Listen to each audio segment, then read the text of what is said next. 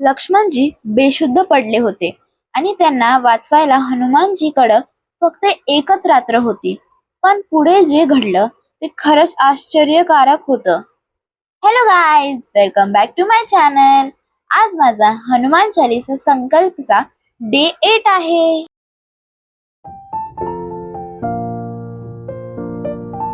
आज माझी फेवरेट वाली स्टोरी आहे.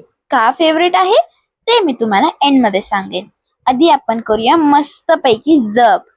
सीताराम सीताराम सीताराम सीताराम सीताराम सीताराम सीताराम सीताराम सीताराम सीताराम. चला ऐकूया आता स्टोरी. रामायणातील युद्ध चालू होतं. श्रीरामांची सेना आणि रावणाची सेना यांच्यात भयंकर युद्ध सुरू होतं. एक दिवस रावणाचा पुत्र मेघनाद, जो इंद्रजित म्हणून पण ओळखला जातो, त्याने लक्ष्मणजीवर एक शक्तिशाली अस्त्र वापरलं. त्यांचा वार इतक्या जोरचा होता की लक्ष्मणजी जमिनीवर पडले आणि बेशुद्ध झाले. सगळे चिंतेत पडले. श्रीराम खूप दुखी होते. त्यांना लक्ष्मणजीची खूप काळजी वाटत होती. तेव्हा सेनामधले वैद्य सुषेण यांना बोलवण्यात आलं. त्यांनी लक्ष्मणजींना चेक केलं आणि म्हणाले, लक्ष्मणजींना वाचवायचं असेल तर हिमालयातून संजीवनी बुटी आणायला लागेल.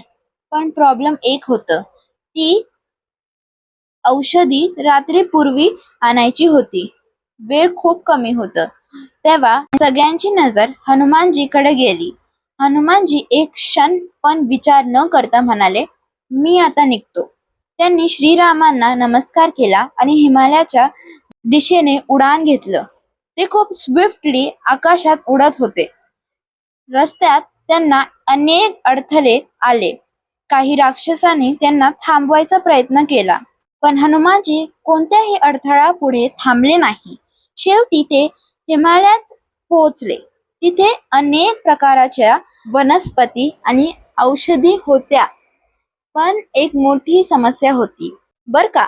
हनुमानजींना नक्की कोणती संजीवनी बुटी आहे ते ओळखता येत नव्हतं. त्यांनी एक एक वनस्पती बघितली, पण वेळ जात होता. लक्ष्मणजीची कंडिशन गंभीर होती. हनुमानजींनी विचार केला, जर मला औषधी ओळखता येत नसेल तर मी संपूर्ण पर्वतच घेऊन जातो. आणि मग हनुमानजींनी आपली शक्ती वापरून संपूर्ण द्रोणागिरी हे पर्वत उचललं. आकाशात एक पर्वत घेऊन उडणारे हनुमानजी बघून सगळे आश्चर्यचकित झाले. ते परत युद्धभूमीवर आले. वैद्य सुषेण यांनी संजीवनी बुटी ओळखली आणि लक्ष्मणजींना दिली. थोड्या वेळाने लक्ष्मणजींना शुद्ध आली. सगळे आनंदित झाले. श्रीरामांना खूप आनंद झाला. त्यांनी हनुमानजीकडे प्रेमाने बघितलं. हनुमानजींनी फक्त स्माइल केलं. त्यांना स्वतःच्या शक्तीचा अभिमान नव्हता.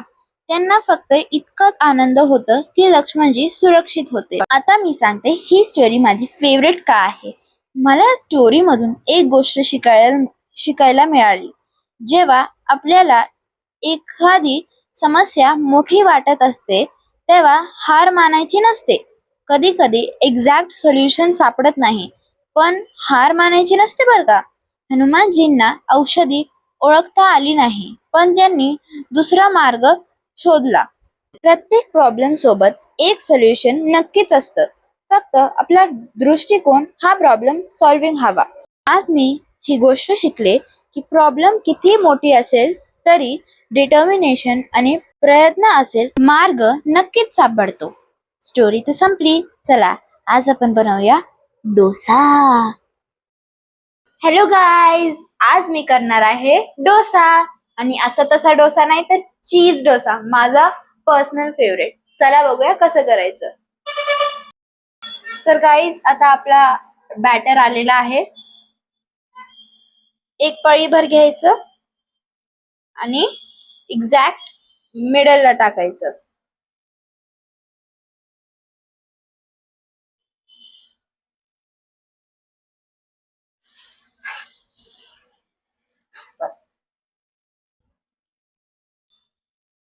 आता मी चुकून माझ्यासाठी खूपच जास्त मोठं केलंय, पण मी शिकतेय ना गाईज. आता आपण मध्ये टाकणार आहेत मस्त पैकी तूप.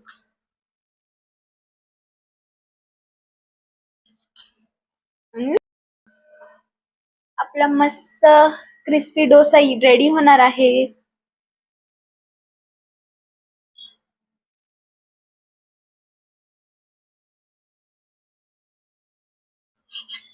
तर आता आपण कडेकडेनी सगळीकडून लूज करून घेणार आहेत गाईस.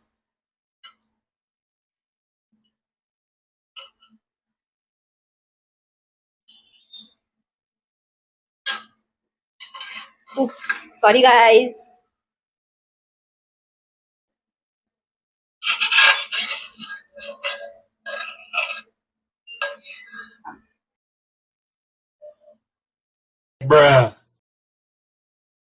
गाईज ह्याच्या आधी पण मी ट्राय केलेला आहे डोसा, पण एवढा असं काही झालेला नाहीये, पण ह्याच्यापेक्षा चांगला झालेला आहे. सॉरी गाईज, मी शिकतेय ना, तर समजून घ्या. आता याला सर्व करूया मस्त पैकी. तर आता आपण चीज डोस्यामध्ये चीज टाकणार आहेत गाईज. मस्त पैकी आता चीज टाकणार आहेत आपण.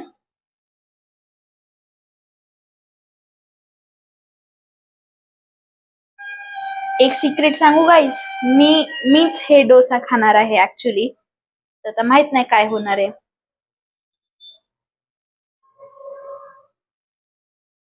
मी खूप सारा चीज टाकणार.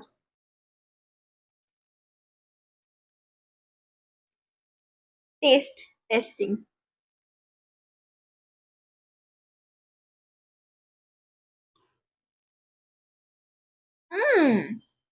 गाईज सुपर क्रिस्पी झालंय, फक्त शेप नाही जमलाय. तर हे थोडं छोटं झालंय, तर मम्मा एक अजून प्लीज बनव ना. तू खूप टेस्टी बनवते, प्लीज बनव ना. ये. आता हा डोसा बनवलेला आहे माझ्या मम्मीनी. मोठा, चीजी, क्रिस्पी, सगळंच. आणि परफेक्ट शेप. असा शेप मी पण शिकेल गाईज. Yummy yummy.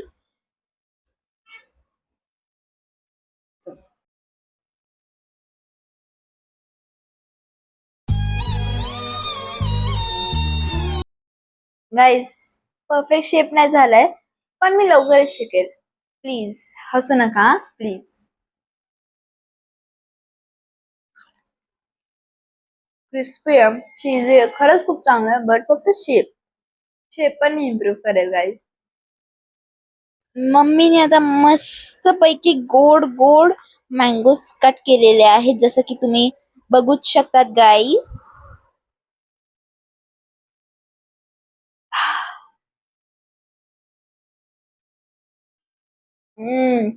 काय गोड आंबा आहे. थँक्यू सो मच नानू. चला गाईज, मी एन्जॉय करते मँगोज, तुम्ही एन्जॉय करा माझा व्हिडिओ. जर आवडला असेल तर लाईक, शेअर आणि सबस्क्राईब करायला विसरू नका.